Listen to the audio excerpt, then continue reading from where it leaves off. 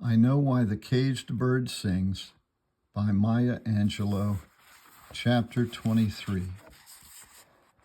The children in Stamps trembled visibly with anticipation. Some adults were excited too, but to be certain, the whole young population had come down with graduation epidemic. Large classes were graduating from both the grammar school and the high school. Even those who were years removed from their own day of glorious release were anxious to help with preparations as a kind of dry run.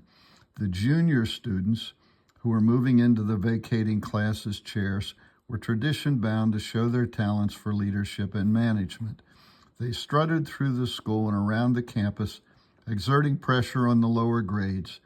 Their authority was so new that occasionally, if they pressed a little too hard, it had to be overlooked. After all, next term was coming, and it never hurt a sixth grader to have a play sister in the eighth grade, or a 10th year student to be able to call a 12th grader Bubba. So all was endured in a spirit of shared understanding. But the graduating classes themselves were the nobility. Like travelers with exotic destinations on their minds, the graduates were remarkably forgetful. They came to school without their books or tablets or even pencils. Volunteers fell over themselves to secure replacements for the missing equipment. When accepted, the willing workers might or might not be thanked, and it was of no importance to the pre-graduation rites. Even teachers were more respectful of the now quiet and aging seniors and tended to speak to them, if not as equals, as being only slightly lower than themselves.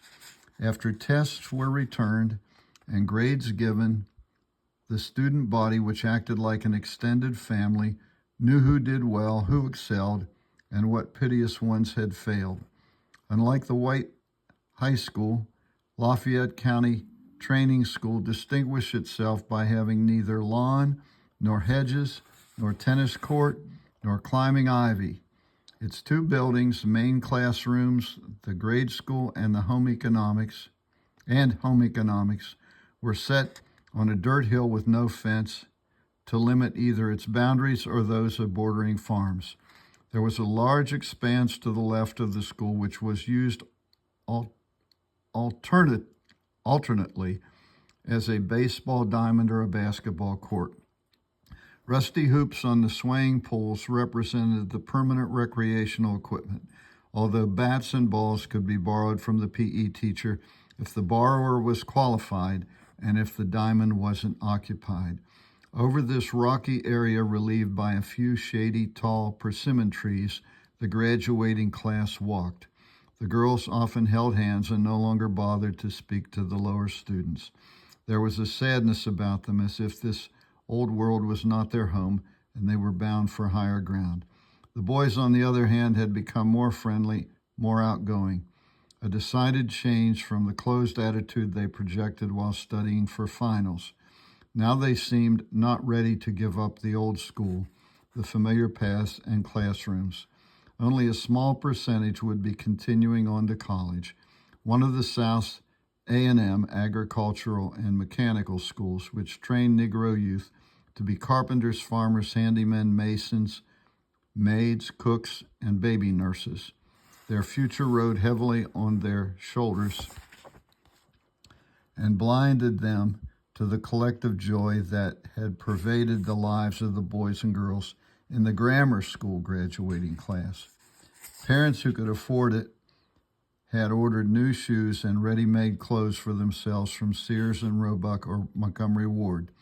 They also engaged the best seamstresses to make the floating graduation dresses and to cut down second-hand pants, which would be pressed to a military slickness for the important event. Oh, it was important, all right. White folks could attend the ceremony, and two or three would speak of God and home and the Southern way of life, and Mrs. Parsons, the principal's wife, would play the graduation march while the lower grade graduates paraded down the aisles and took their seats below the platform. The high school seniors would wait in empty classrooms to make their dramatic entrance. In the store, I was the person of the moment. The birthday girl, the center. Bailey had graduated the year before, although to do so he had to forfeit all pleasures to make up for his time lost in Baton Rouge. My class was wearing butter yellow piqué dresses, and Mama launched out on mine. She smocked the yoke into tiny crisscrossing puckers, then shirred the rest of the bodice. Her dark fingers ducked in and out of the lemony cloth as she embroidered raised daisies around the hem. Before she considered herself finished, she had added a crocheted cuff on the puff sleeves and a pointy crocheted collar. I was going to be lovely, a walking model of all the various styles of fine hand sewing, and it didn't worry me that I was only 12 years old and merely gathering. And what was that? And merely graduating from the 8th grade. Besides, many teachers in Arkansas Negro schools had only that diploma and were licensed to impart wisdom. The days had become longer and more noticeable. The faded beige of former times had been replaced with strong and sure colors. I began to see my classmates' clothes, their skin tones, and the dust that waved off pussy willows. Clouds that lazed across the sky were objects of great concern to me. Their shiftier shapes might have held a message that in my new happiness and with a little bit of time I'd soon decipher. During that period, I looked at the arch of heaven so religiously my neck kept a steady ache. I had taken to smiling more often, and my jaws hurt from the unaccustomed activity. Between the two physical sore spots, I suppose I could have been uncomfortable, but that was not the case. As a member of the winning team, the graduating class of 1940, I had outdistanced unpleasant sensations by miles. I was headed for the freedom of open fields. Youth and social approval allied themselves with me, and we trammeled memories of slights and insults. Excuse me. The wind of our swift passage remodeled my features. Lost tears were pounded to mud and then to dust. Years of withdrawal were brushed aside and left behind as hanging ropes of parasitic moss. My work alone had awarded me a top place, and I was going to be one of the first called in the graduating ceremonies. On the classroom blackboard, as well as on the bulletin board in the auditorium, there were blue stars and white stars and red stars. No absences, no tardiness, and my academic work was among the best of the year. I could say the preamble to the Constitution even faster than Bailey. We timed ourselves often, we the people of the United States, in order to form a more perfect union, etc. I had memorized the presidents of the United States from Washington to Roosevelt in chronological as well as alphabetical order. My hair pleased me too. Gradually, the black mass had lengthened and thickened so that it kept at last to its braided pattern, and I didn't have to yank my scalp off when I tried to comb it. Louise and I had rehearsed the exercises until we tired out ourselves. Henry Reed was class valedictorian. He was a small, very black boy with hooded eyes, a long, broad nose, and an oddly shaped head. I had admired him for years because each term he and I vied for the best grades in our class. Most often he bested me, but instead of being disappointed, I was pleased that we shared top places between us. Like many Southern black children, he lived with his grandmother, who was as strict as Mama and as kind as she knew how to be. He was courteous, respectful, and soft-spoken to elders, but at the playground he chose to play the roughest games. I admired him. Anyone I reckoned sufficiently afraid or sufficiently dull could be polite, but to be able to operate at a top level with both adults and children was admirable. His valedictory speech was entitled "To Be or Not to Be." The rigid 10th grade teacher had helped him write it. He'd been working on the dramatic stresses for months. The weeks after graduation were filled with heady activities. A group of small children were to be presented in a play about buttercups and daisies and bunny rabbits. They could be heard throughout the building, practicing their hops and their little songs that sounded like silver bells. The older girls, non-graduates of course, were assigned the task of making refreshments for the night's festivities. A tangy scent of ginger, cinnamon, nutmeg, and chocolate wafted around the home economics building as the budding cooks made samples for themselves and their teachers. In every corner of the workshop, axes and saws split fresh timber as the woodshop boys made sets and stage scenery. Only the graduates were left out of the general bustle. We were all free to sit in the library at the back of the building or look in quite detachedly, naturally, on the measures being taken for our event. Even the minister preached on graduation the Sunday before. His subject was, "Let your light so shine that men will see your good works and praise your Father who is in heaven." Although the sermon was purported to be addressed to us, he used the occasion to speak to backsliders, gamblers, and general ne'er-do-wells. But since he had called our names at the beginning of the service, we were mollified. Among Negroes, the tradition was to give presents to children going only from one grade to another. How much more important this was when the person was graduating at the top of the class. Uncle Willie and Mama had, I don't know if I understand that. I'm going to read it again. Among Negroes, the tradition was to give presents to children going only from one grade to another. How much more important this was when the person was graduating at the top of the class. Uncle Willie and Mama had sent away for a Mickey Mouse watch like Bailey's. Louise gave me 4 embroidered handkerchiefs. I gave her 3 crocheted doilies. Mrs. Sneed, the minister's wife, made me an underskirt to wear for graduation, and nearly every customer gave me a nickel or maybe even a dime with the instruction, "Keep on moving to higher ground," or some such encouragement. Amazingly, the great day finally dawned, and I was out of bed before I knew it. I threw open the back door to see it more clearly, but Mama said, "Sister, come away from that door and put your robe on." I hoped the memory of the morning would never leave me. Sunlight was itself still young. The day had none of the insistence maturity would bring it in a few hours. In my robe and barefoot in the backyard under cover of going to see about my new beans, I gave myself up to the gentle warmth and thanked God that no matter what evil I had done in my life, he had allowed me to live to see this day. Somewhere in my fatalism, I had expected to die accidentally and never have the chance to walk up the stairs in the auditorium and gracefully receive my hard-earned diploma. Out of God's merciful bosom, I had won reprieve. Bailey came out in his robe and gave me a box wrapped in Christmas paper. He said he'd saved his money for months to pay for it. It felt like a box of chocolates, but I knew Bailey wouldn't save money to buy candy when we had all we could want under our noses. He was as proud of the gift as I. It was a soft, leather-bound copy of a collection of poems by Edgar Allan Poe, or as Bailey and I called him, Eep.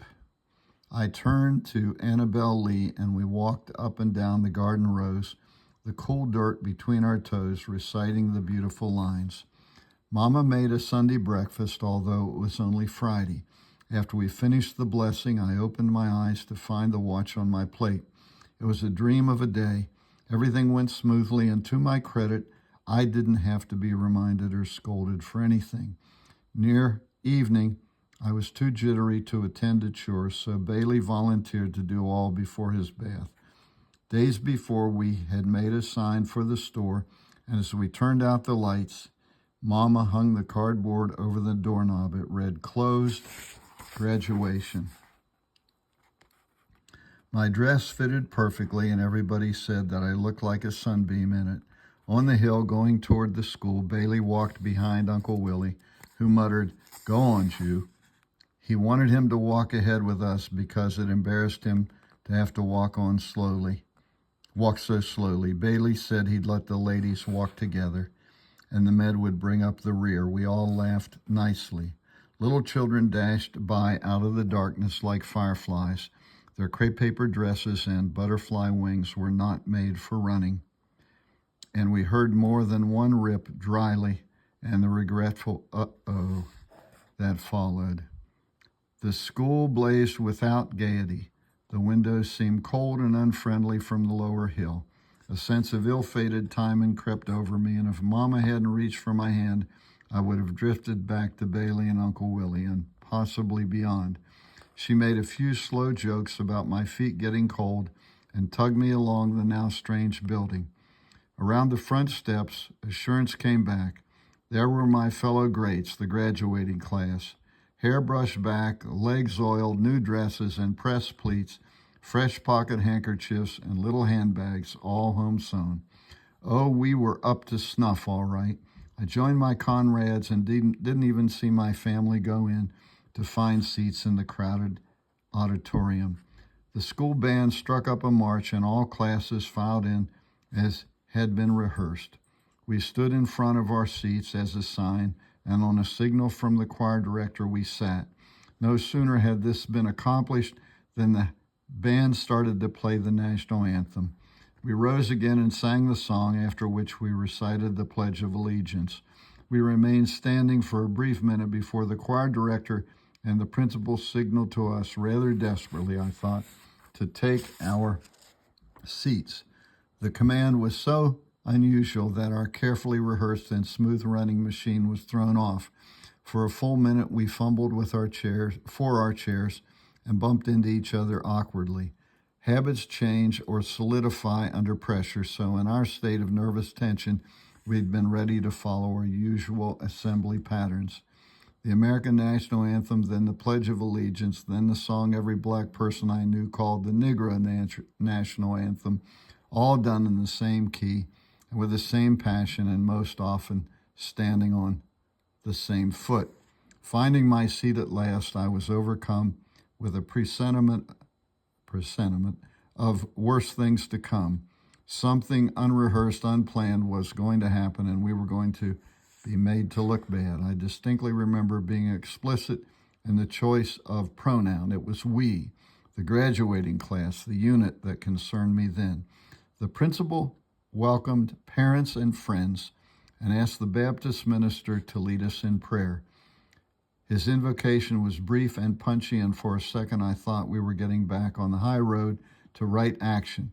When the principal came back to the dais, however, his voice had changed. Sounds always affected me profoundly, and the principal's voice was one of my favorites. During assembly, it melded and flowed weakly into the audience. It had not been in my plan to listen to him, but my curiosity was piqued, and I straightened up to give him my attention. He was talking about Booker T. Washington, our late great leader, who said we can be as close as the fingers in the hand, etc. Then he said a few things about friendship and the friendship of kindly people to those less fortunate than themselves.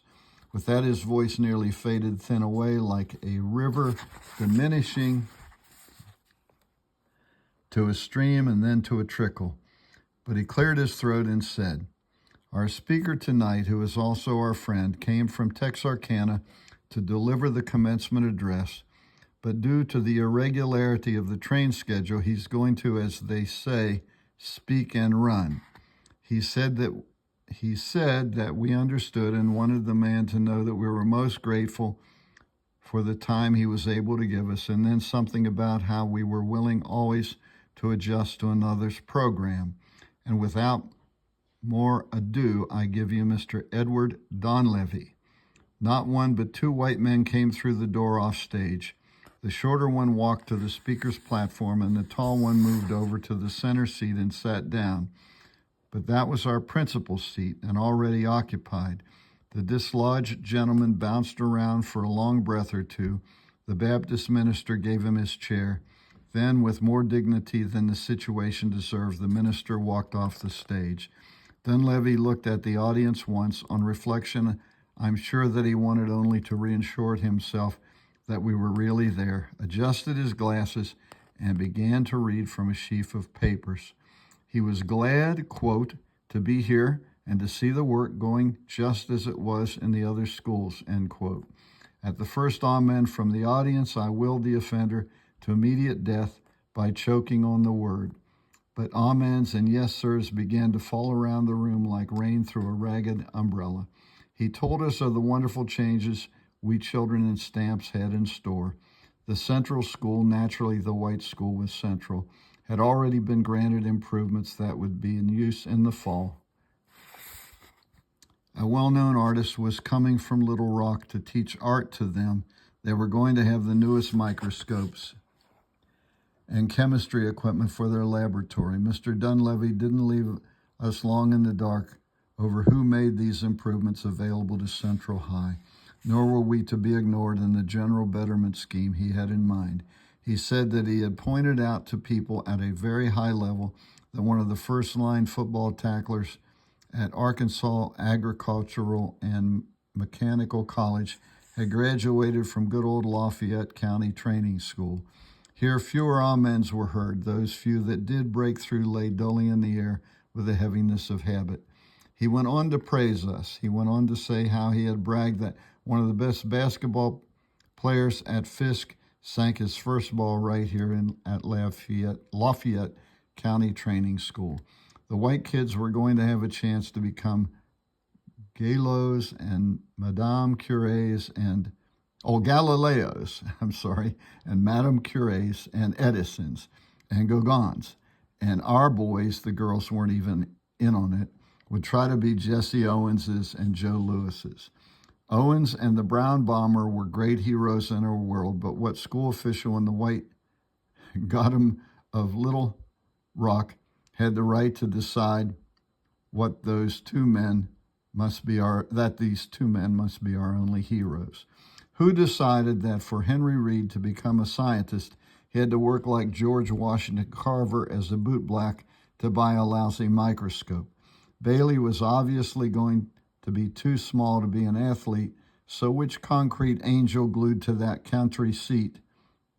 What country seat had decided that if my brother wanted to become a lawyer, he had to first pay penance for his skin by picking cotton and hoeing corn and studying correspondence books at night for 20 years. The man's dead words fell like bricks around the auditorium, and too many settled in my belly. Constrained by hand-learned manners, I couldn't look behind me, but to my left and right, the proud graduating class of 1940 had dropped their heads. Every girl in my row had found something new to do with her handkerchief. Some folded the tiny squares into love notes, some into triangles, but most were wadding them, then pressing them flat on their yellow laps. On the dais, the ancient tragedy was being replayed. Professor Parsons sat, a sculptor's reject, rigid.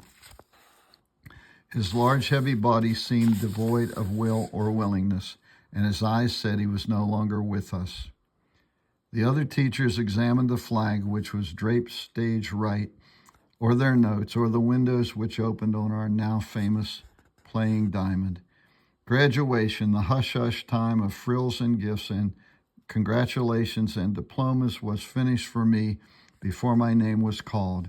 The accomplishment was nothing. The meticulous maps drawn in 3 colors of ink, learning and spelling decasyllabic words, memorizing the whole of the Rape of Lucretia, it was for nothing.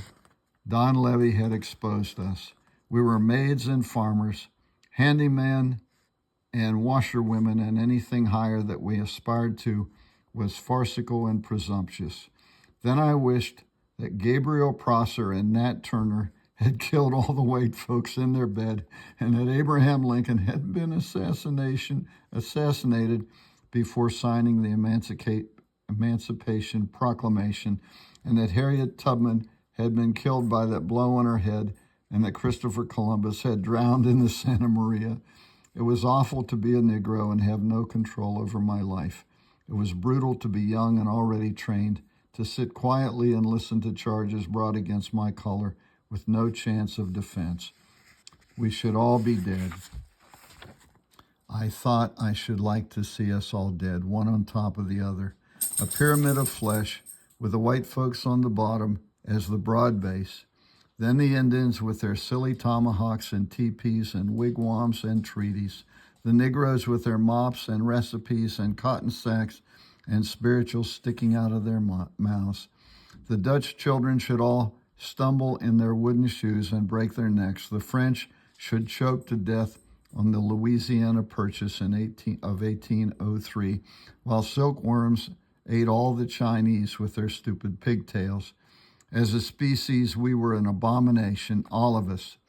Don Levy was running for election and assured our parents that if we won, we could count on having the only colored paved playing field in that part of Arkansas. Also, he never looked up to acknowledge the grunts of acceptance. Also, we were bound to get some new equipment for the home economics building and the workshop. He finished, and since there was no need to give any more than the most perfunctory thank yous, he nodded to the men on the stage, and the tall white man, who was never introduced, joined him at the door. They left with the attitude that now they were off to something really important. The graduation ceremonies at Lafayette County Training School had been a mere preliminary. The ugliness they left was palpable. An uninvited guest who wouldn't leave. The choir was summoned and sang a modern arrangement of Onward Christian Soldiers with new words pertaining to graduates seeking their place in the world, but it didn't work. Eloise, the daughter of the Baptist minister, recited Invictus, and I could have cried at the impertinence of, I am the master of my fate. I am the captain of my soul. My name had lost its ring of familiarity, and I had to be nudged to go and receive my diploma. All my preparations had fled. I neither marched up the stage like a conquering Amazon, nor did I look in the audience for Bailey's nod of approval. Marguerite Johnson. I heard the name again. My honors were read. There were noises in the audience of appreciation, and I took my place in the stage as rehearsed. I thought about colors I hated: ecru, puce, lavender, beige, and black. There was shuffling and rustling around me. Then Henry Reed was giving his valedictory address, to be or not to be. Hadn't he heard the white folks? We couldn't be, so the question was a waste of time. Henry's voice came out clear and strong. I feared to look at him. Hadn't he got the message? There was no nobler in the mind for Negroes because the world didn't think we had minds, and they let us know it. Outrageous fortune, now that was a joke. When the ceremony was over, I had to tell Henry Reed some things. That is, if I still cared. Not rub, Henry, erase. Ah, there's the erase, us. Henry had been a good student in elocution. His voice rose in tides of promise and fell in waves of warnings. The English teacher had helped him to create a sermon winging through Hamlet's soliloquy. To be a man, a doer, a builder, a leader, or to be a tool, an unfunny joke, a crusher of funky toadstools. I marveled that Henry could go through with that speech as if we had a choice. I had been listening and silently rebutting each sentence with my eyes closed, and then there was a hush, which in an audience warns that something unplanned is happening. I looked up and saw Henry Reed, the conservative, the proper, the A student, turn his back to the audience and then turn to us, the proud graduating class of 1940, and sing, nearly speaking, lift every voice and sing, till earth and heaven ring, ring with the harmonies of liberty. It was the poem written by James Weldon Johnson. It was the music composed by J. Rosamond Johnson. It was the Negro national anthem. Out of habit, we were singing it. Our mothers and fathers stood in the dark hall and joined the hymn of encouragement. A kindergarten teacher led the small children onto the stage, and the buttercups and the daisies and the bunny rabbits marked time and tried to follow. Stony the road we trod, bitter the chastening rod, felt in the days when hope unborn had died. Yet with a steady beat have not our weary feet come to the place for which our fathers sighed. Every child I know had learned that song with his ABCs, and along with Jesus Loves Me, This I Know. But I personally had never heard it before, never heard the words, despite thousands of times I had sung them. Never thought they had anything to do with me. On the other hand, the words of Patrick Henry had Lift Every Voice, words by James Weldon Johnson, and music by J. Rosamond Johnson, copyrighted by Edward R. Marks Music Corporation, used by permission. That's called a footnote. It made such an impression on me that I had been able to stretch myself tall and trembling and say, I know not what course others may take, but as for me, give me liberty or give me death. And now I heard really for the first time, we have come over a way that with tears has been watered. We have come treading our path through the blood of the slaughtered. While echoes of the song shivered in the air, Henry Reed bowed his head and said thank you, and returned to his place in the line. The tears that slipped down many faces were not wiped away in shame. We were on top again, as always again. We survived. The depths had been icy and dark, but now a bright sun spoke to our souls. I was no longer simply a member of the proud graduating class of 1940. I was a proud member of the wonderful, beautiful Negro race. Oh, black known and unknown poets, how often have your auctioned pains sustained us? Who will compute the lonely nights made less lonely by your songs, or by the empty pots made less tragic by your tales? If we were a people much given to revealing secrets, we might raise monuments and sacrifice to the memories of our poets, but slavery cured us of that weakness. It may be enough, however, to have it said that we survive in exact relationship to the dedication of our poets, include preachers, musicians, and blues singers.